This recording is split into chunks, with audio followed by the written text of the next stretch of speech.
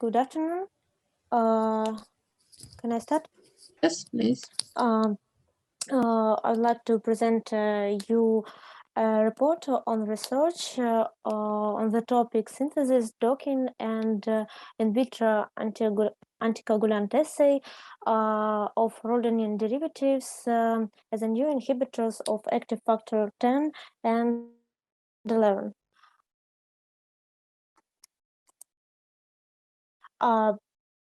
Disorders related to the regulation of blood coagulation system are one of the most common causes of mortality and morbidity in the world.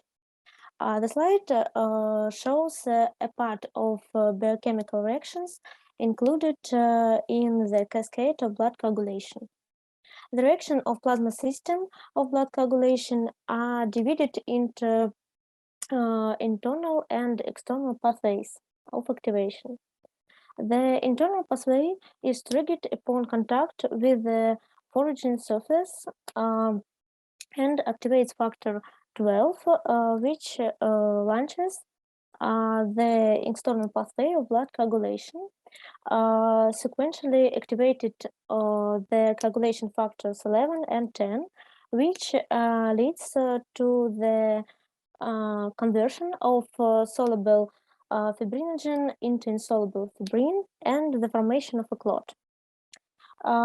In the presence of the surface of phospholipids and calcium ions, tissue factor activates factor 7. Tissue factor and factor 7 form a tenase complex that catalyzed the activation of the factor 10, and due to the further activation of blood coagulation factors also leads to the formation of a clot. Thus, blood coagulation factors 10 and 11 are promising targets for the development of new anticoagulants. The aim of the study is to develop rhodanine derivatives of PYRROLO3 as a new inhibitors of blood coagulation factors 10 and 11. The research includes three main stages: virtual screening based on the docking for the data sets of chemical compounds, synthesis of chemical compounds, and experiment in vitro testing of potential inhibitors. All stages of the study were carried out for focused database of rhodanine derivatives. For virtual screening, the three-dimensional models of the target proteins were created. The active factor 10 model was developed based on the structure from the protein data bank. Hydrogen atoms were added using the applied program. The model was validated using native docking and cross-docking. The criteria for selecting compounds for the experiment were also determined. The slide shows the active center of the active factor 10. The active center represented by two main pockets. The coagulation factor 11 model was developed based on the structure of the protein data bank. The preparation and validation of the model of this factor was carried out in a similar way. The slide shows the structure of the active factor 11 from the protein data bank with the crystallized the inhibitor. The active site of the factor 11 is represented by three main pockets. Virtual screening is represented by the following stages. At the first stage, creation and validation of the three-dimensional protein structure model. That includes determination of the active site of the protein, target protonation, docking of native or crystallized inhibitor, cross-docking, and other approaches. creation of three-dimensional models of chemical compounds, taking into account charge states and stereoisomers. To identify primary candidates of inhibitors, the docking program SOL was carried out, where the binding energy of the ligand to the protein is estimated. To clarify the selected candidates, the enthalpy of binding is calculated by semi-empirical methods of quantum chemistry with a Cosmos-solvent model. The binding enthalpy is calculated for the compounds with the best docking energy. And at the final stage of screening is an experimental in vitro testing was carried out. The chosen technique is characterized by high values of accuracy and specificity, which have a value above 18% for both of coagulation factors. In vitro experiments to measure the activity of inhibitors were carried out in Dmitry Rogachev Center. The activity was measured using the pyrolysis reaction of the substrate with coagulation factor. The hydrolysis scheme is presented on the slide. An experimental study was carried out for all molecules from the Focus database. A compound was considered active if it reduced the protein activity at the concentration of 30 micromole by at least 50% compared to the basal activity. In addition to active factor 10 and 11, measurements were also carried out for thrombin in order to determine the selectivity of the found inhibitors. The synthesis of rhodanine derivatives was carried out on the basis of three previously identified inhibitors of coagulation, active coagulation factors 10 and 11. That's showed on the slide. The structure without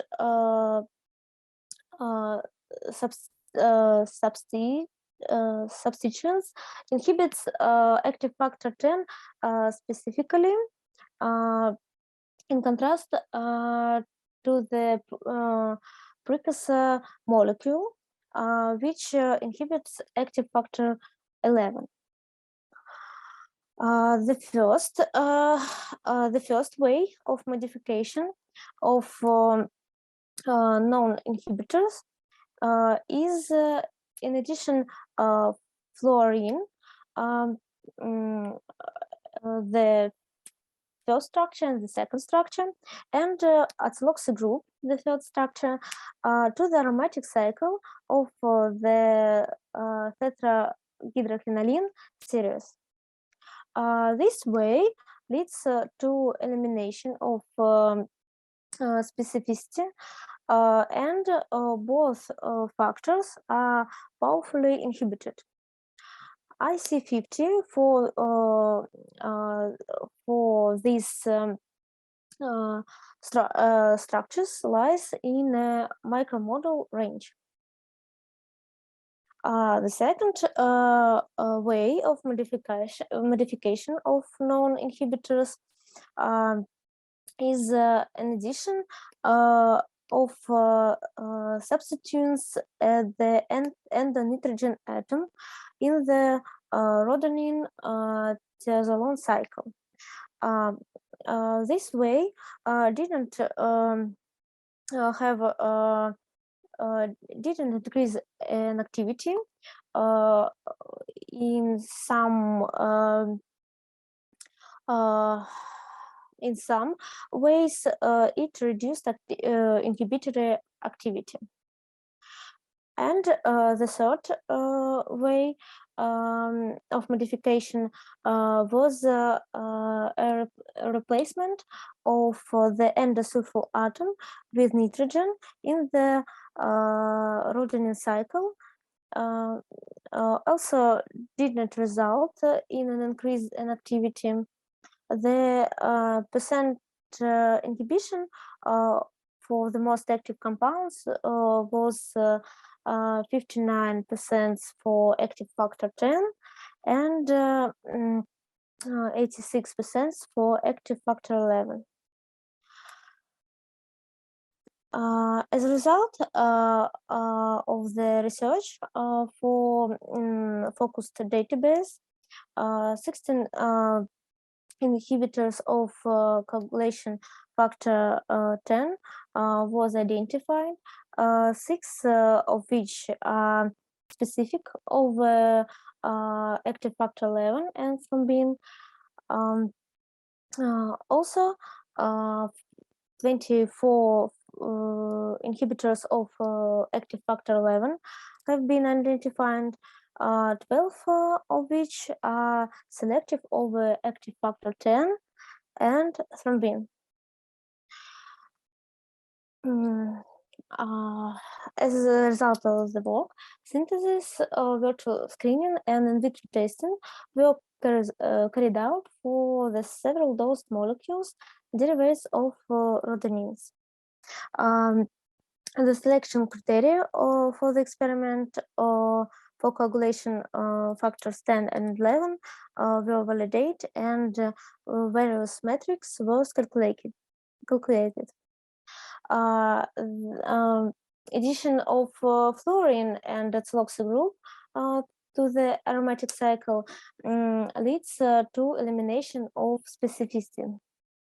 Verification of inhibitory activity for all molecules against 3 targets, active factor 10 and 11, and thrombin, allows to identification of 6 selective factor 10 inhibitors and 12 selective factor 11 inhibitors.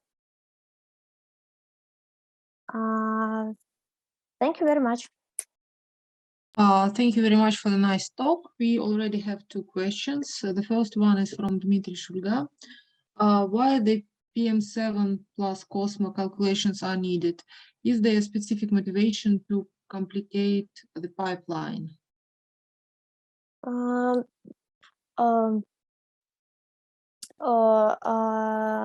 Calculations of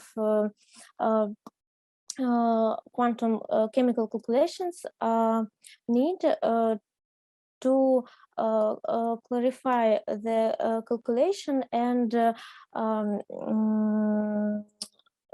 clarify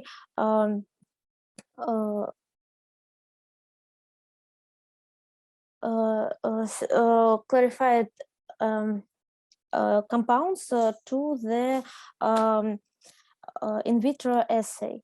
But in this work, the in vitro testing was done for all compounds because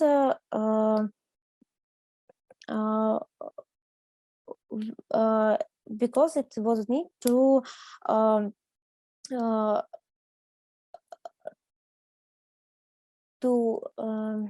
research characteristics and values such as accuracy and specificity. Okay, there is another question from Dmitry Solodkin. Were any counter assays performed to ensure the specific mechanism of inhibition? No,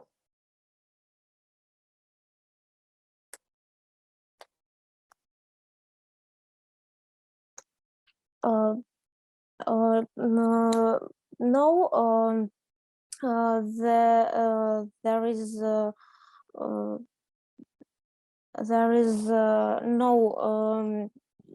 answer or the specific mechanism of inhibition. Only measurements of percent of inhibition, and IC50. Okay, thank you. And I also have a question. You told that PM7 is a quantum chemistry method. Of course, it's not so. And I really wonder what can change if you choose a more reliable method. So did you perform any maybe benchmarks or so?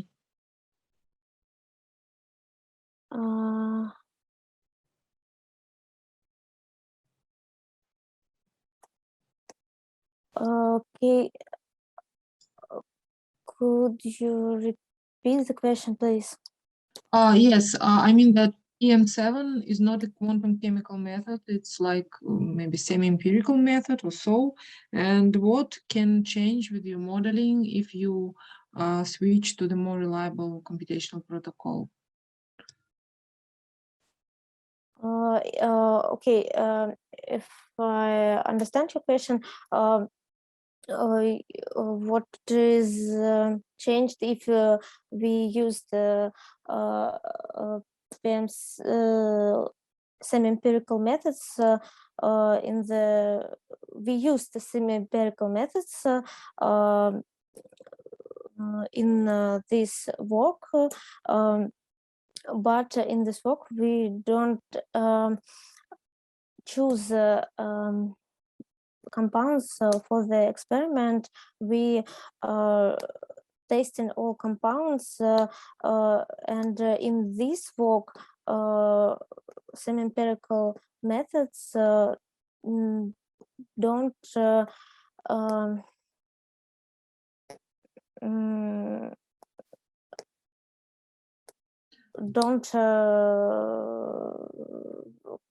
have a key role. Okay, thank you for your answer.